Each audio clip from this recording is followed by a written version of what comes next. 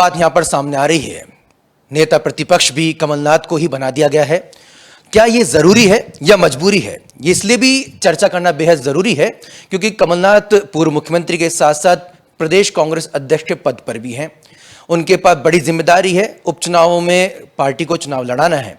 दिग्विजय सिंह अपने राज्यसभा के जो लक्ष्य को प्राप्त कर चुके हैं, लेकिन क्या कमलनाथ अपने लक्ष्य को हासिल कर पाएंगे?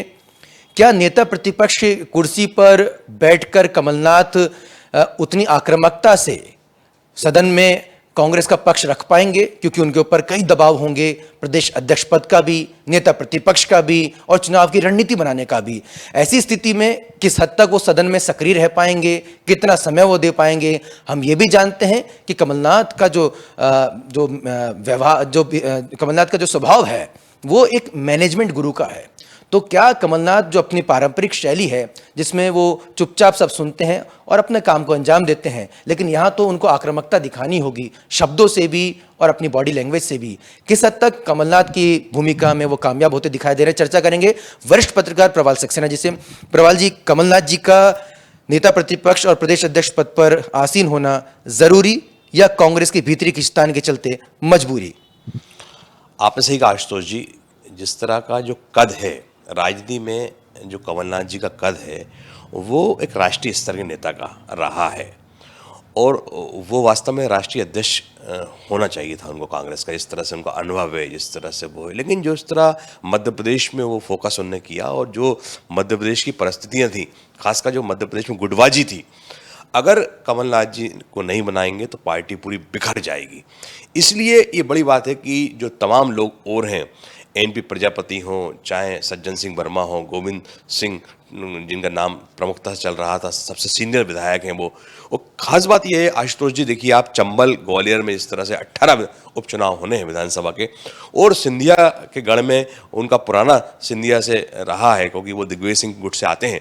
तो उन्होंने हमेशा से, लेकिन उनको रोकने के लिए तमाम, चाहे बाला बच्चन हो, तमाम नेता जो है एक छत्र नीचे हुए और ये फैसला किया कि कमलनाथ जी को नेता प्रतिपक्ष बना दी जाए। पहले मुख्यमंत्री रहते हुए प्रदेश बने, वो भी तकनीकी रूप से गलत था, क्योंकि जब आप सीएम हो तो कहीं ना कहीं प्रदेश के लिए आपको किसी संगठन के व्यक्ति को करना था। तो एक प्रकार से एक व्यक्ति केंद्रित राजनीति जो कांग्रेस में हो रही है, ये विखराव का कारण आगे जाके बन सकती है। बिल्कुल बड़ी बात आपने कही।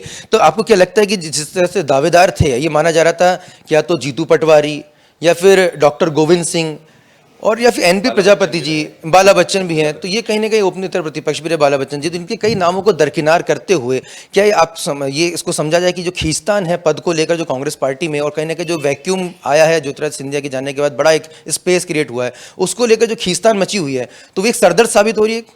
निश्चित रूप से। अभी आप देखिए कि 24 उपचुनाव पार्टी को लड़ना है और ऐसे समय में अगर एक व्यक्ति को पूरा केंद्रित कर देंगे, वो भी अब देखा जाए तो उम्र को भी देखें तो उम्र दराज हो चुके हैं, 70+ हैं, तो ऐसे समय में संगठन की और नेता प्रतिपक्ष की कमान किसी युवा चेहरे को देना चाहिए थी, उनको पूरी तरह से मॉनिटरिंग करना चाहिए था। लेकिन पार्टी के पास या तो चेहरों का टोटा पड़ गया है या फिर वो एक मत होना नहीं चाहते। वो सोचते हैं ले देकर सिर्फ कमलनाथ जी ऐसे हैं जो संगठनों की नैया और विधायकों की नैया संभाल सकते हैं, इसलिए मजबूरीवश वो उनने इस नाम को आगे बढ़ाया, जबकि इस समय तो उनको मार्गदर्शन की भूमिका में या उनको मॉनिटरिंग की भूमिका में होना चाहिए था।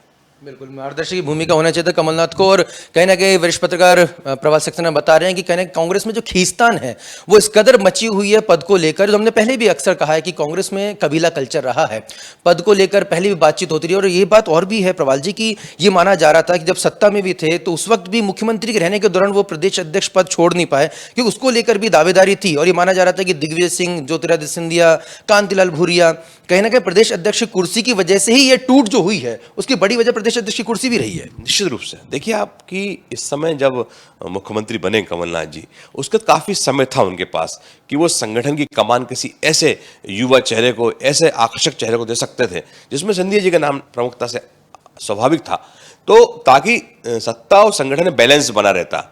और दोनों ही पैरेलल काम करते। अब हुआ कि एक ही कंधे पर जो है सारी जिम्मेवारियां आ गई, संगठन की भी सत्ता की।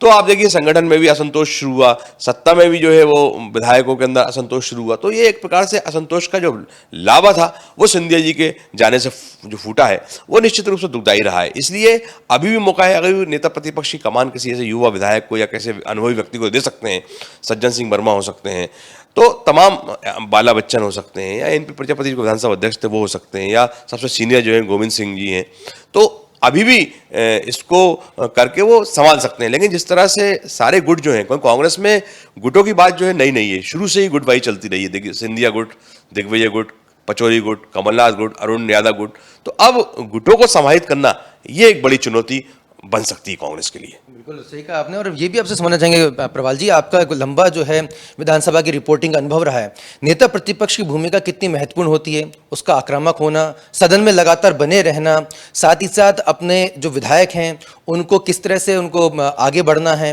किस मुद्दों को उठाना है, किस मुद्दों को आगे तक खींच के लेकर जाना है, वॉकआउट करना है, तमाम ऐसे उसमें पहलू रहते हैं जिसमें एक सक्रियता देखने को चाहिए, एक आक्रामकता होनी चाहिए। कमलनाथ जी इस भूमिका में कितने हद तक आप फिट नजर आ रहे हैं? मैं इसलिए भी पूछ रहा हूं क्योंकि उनके पास वर्कलोड बहुत रहेगा, जिम्मेदारियां काफी रहेंगी। सदन में पूरे समय रहना और उसके अलावा जो प्रदेश के ज्वलंत मुद्दे हैं उन पर तुरंत उस पर होमवर्क करके सदन के अंदर उसके अंदर प्रमुखता के साथ आपकी बॉडी लैंग्वेज आपका पूरी आकर्षकता बताती है, क्योंकि पूरा सदन जो है नेता मुख्यमंत्री व नेता प्रतिपक्ष की ओर नजर गड़ाया रहता है कि आखिर उनका क्या रुख रहेगा, उनका किस तरह का उनका वक्तव्य आने वाला है। तो एक जुझारू छवि जो होना चाहिए, एक संघर्ष वाली छवि होना चाहिए, वो मैं समझता हूँ कमलनाथ जी में दिखाई नहीं देती, क्योंकि वो अलग मिजाज के नेता हैं। वो बहुत ज़्यादा समय सदन में दे भी नहीं पाते हैं, क्योंकि उनको तमाम आपने जिसका जिम्मेदारियाँ रहती हैं दिल्ली से लेकर भोपाल तक की। तो ऐसे समय में तो पूरी तरह से सक्रिय ही विधायक ही उसको निभा सकता है, जो एक एक पत्रकार के साथ में इसका तालमेल रहे, एक एक विधायक के साथ जिसकी जो है वो केमिस्ट्री बनी रहे। तो ऐसे लोग को ही मैं समझता हूँ इस पद पर आना चाहिए, तभी वो पूरी तरह से उस पद का भी न्याय कर पाएंगे। प्रॉल जी, इसमें आला कमान के बारे में चर्चा करना बेहद ज़रूरी है। ये इतना इंपॉर्टेंट डिसीजन है कि बहुत इंपॉर्टेंट पोजीशन होती है नेता प्रतिपक्ष की, तो क्या कांग्रेस हाईकमान ने पूरी तरह से मध्य प्रदेश को कहीं ना कहीं अब ये छोड़ दिया कि भैया आप जानो आपका कान जाने? क्योंकि कहीं ना कहीं जो आगे के इस माना जा रहा था कि नए जो युवा चेहरे हैं उन्हें कहीं ना कहीं आगे बढ़ाया जाएगा, लेकिन अब तक होता दिखाई नहीं दे रहा है। कांग्रेस में जब सत्ता में भी रही थी तभी भी ये माना जा रहा था कि युवा चेहरों को कुछ तरजीह दी जा सकती है, प्रदेश अध्यक्ष पद पर एक आक्रामक जो युवा चेहरे को दिया जा सकता है, वो नहीं हो पाया। सरकार गिर गई, उसके बाद भी प्रदेश अध्यक्ष पद पर कमलनाथ जी ही रहे। अब नेता प्रतिपक्ष को लेकर यह था कि कोई कोई नया चेहरा आएगा। तो क्या कांग्रेस हाईकमान ने पूरी तरह से छोड़ दिया है कमलनाथ के भरोसे मध्य प्रदेश कांग्रेस को? और ऐसी स्थिति में जो स्पेस नहीं पा रहे हैं, जो विधायक जो स्पेस नहीं पा रहे हैं और खुद को प्रदर्शित नहीं कर पा रहे हैं बेहतर परफॉर्मर होने के बाद भी, वो कहीं ना कहीं क्या फूट का खतरा भी नजर आ रहा है आपको? निश्चित रूप से जिस तरह से मध्य प्रदेश की राजनीति पिछले 3 महीने से आप देख रहे हैं चली आ रही है, क्योंकि लंबे समय से जो विधायक हैं या 15 साल बाद उनको उम्मीद बनी थी कि वो उनको मंत्री पद मिलेगा, वो नहीं, आखिरकार उनको वो नहीं मिल पाया, तभी तो वो उन्होंने पलायन किया और उनको अच्छा रास्ता भाजपा दिखा जहां पर वो ज़्यादा अपने आप को सूटेबल समझ रहे थे, तो चले गए। तो अभी भी शेष विधायक बचे हैं, उनकी इच्छा ये है कि मान लीजिए कि अगर उनको कुछ आगे कुछ उनको दिखता है तभी तो वो ठहरेंगे, नहीं तो उनके लिए रास्ता साफ है। और ये नेता प्रतिपक्ष के पद पर अगर हम किसी ऐसे युवा को बिठाते या किसी अन्य व्यक्ति को बिठाते तो फिर उनको आशा जगती कि शायद हो सकता आगे उनको नंबर लगता, लेकिन अब फिर सारे रास्ते ब्लॉक हो गए हैं, तो एक प्रकार से घुटन सी महसूस कर रहे हैं। एक बात और जानना चाहेंगे, क्योंकि यही स्पेस का नहीं होना और सिर्फ कमलनाथ और दिग्विजय, कमलनाथ जी के सुपुत्र नकुलनाथ, दिग्विजय सिंह के बेटे जयवर्धन जी, दिग्विजय सिंह जी के भतीजे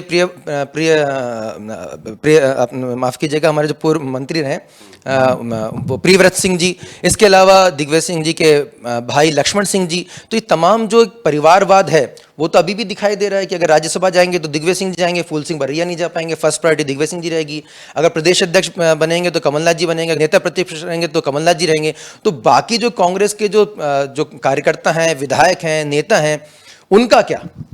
ये बात आपने बिल्कुल सही कही कि जिस तरह जब सरकार बनी तो कई हज़ारों से कार्यकर्ताओं के मन में एक ये सपना जागा था कि उनको भी आगे मौका मिलेगा, अर्थात निगम मंडलों में, आयोग में, यहाँ वहाँ पर एडजस्टमेंट होगा उनका।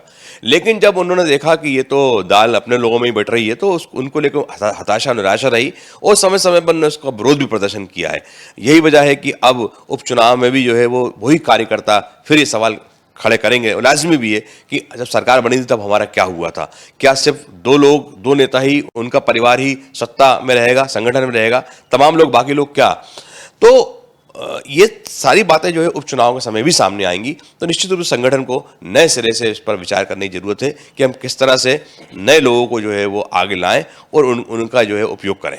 और बिल्कुल कहीं ना कहीं दर्शकों एक तरह की फीलिंग जाती है कि भाई एक ऐसे बच्चों को घेर कर, ये जो तमाम विधायक है ना, वो ऐसे बच्चे नजर आ रहे हैं, चंचल बच्चे जिनको पकड़ के रखना जरूरी है, लिहाजा कमलनाथ मजबूरी है। और कमलनाथ जी को कुछ ये इंप्रेशन जा रहा है कि भाई ये बिखर जाएंगे, ये कर नहीं पाएंगे, ये उस तरह से आक्रामकता नहीं दिखा पाएंगे। ऐसा लग ही नहीं रहा है कि कांग्रेस पार्टी के वो जिम्मेदार विधायक हैं या नेता हैं या कोई इस तरह के जिम्मेदार जो हैं युवा हैं जो एक भूमिका निभा सकते हैं। तो किसी भी महत्वपूर्ण पद पर युवाओं का नहीं होना कांग्रेस पार्टी के लिए, और सिर्फ 2 चेहरों के बीच में ही पूरी कांग्रेस पार्टी पिछले 2 सालों से नजर आ रही है, वो है कमलनाथ जी और दिग्विजय सिंह जी।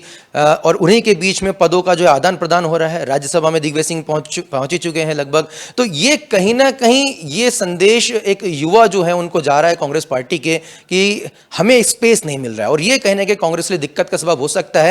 इससे अगर मौजूदा रणनीति के तौर पर देखा जाए तो इसको कहा जा सकता है ठीक है साहब, चुनाव के टाइम पे एक बड़ा चेहरा होना चाहिए, कमलनाथ जी सदन में, कमलनाथ जी ही बाहर। तो क्या पूरी कांग्रेस कमलनाथमयी हो चुकी है, और अब क्या मध्य प्रदेश कांग्रेस को कमलनाथ कांग्रेस कहा जाएगा? तो ये अब सवाल उठने लाजमी है। और कहीं ना कहीं अब कांग्रेस का जो संगठन है वो कहीं ना कहीं इसमें कमजोर यहां पर नजर आ रहा है, और एक ही व्यक्ति के इर्द गिर्द पूरी कांग्रेस पार्टी यहां पर नजर आ रही है। तो एक जो प्राइवेट लिमिटेड पार्टी यहां पर बनती नजर आ रही है, इसमें कहने में कोई गुरेज नहीं होगा। निश्चित तौर पर जिस तरह के जो कांग्रेस पार्टी कदम उठा रही है उसके कहीं ना कहीं जो परिणाम है वो उनको शायद युवाओं की नाराजगी के तौर पर देखने को पड़ सकते हैं। कार्यकर्ता नाराज हो सकते हैं कि आखिर उनके लिए स्पेस क्यों नहीं क्रिएट हो रही। अब तो विपक्ष में भी आ गए, उसके बावजूद भी इन तमाम पॉलिटिकल पहलुओं पर हमारी नजर लगातार बनी रहेगी। हम आपको तमाम अपडेट से रूबरू कराते रहेंगे। देखते रहिए इंडिया फर्स्ट न्यूज। दर्शकों, आपको यह भी बताना चाहेंगे कि जल्द ही इंडिया फर्स्ट न्यूज़ आपको नए रंग रूप में दिखाई देगा, और चैनल का जो हमारा नाम होगा वो स्वदेश न्यूज़ होगा। उसके लिए हम लगातार प्रयासरत हैं, और जल्द ही आपको नए रंग रूप और कलेवर में, नए अंदाज में, लेकिन खबरों में वही आपको पैनापन देखने को मिलेगा। देखते रहिए इंडिया फर्स्ट न्यूज़। नमस्कार।